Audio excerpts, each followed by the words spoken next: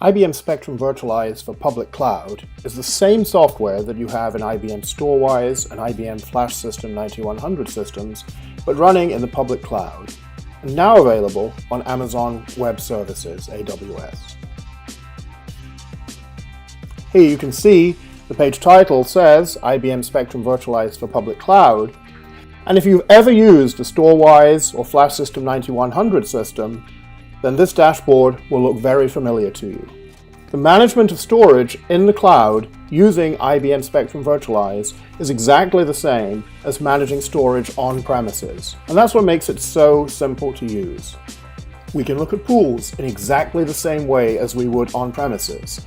In this case, you can see we have two pools, one of which we're using to replicate with on-premises storage, as you'll see later.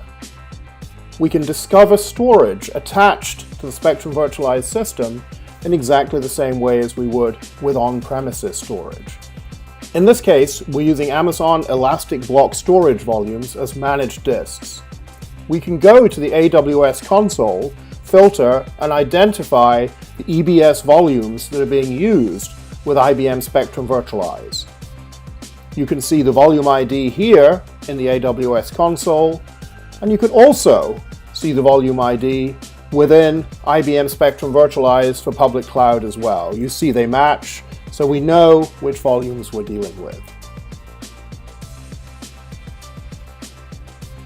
We can look at individual volumes being presented to servers by Spectrum Virtualize for public cloud, just the same as you would on premises. We can create new volumes, exactly the same as you would on premises.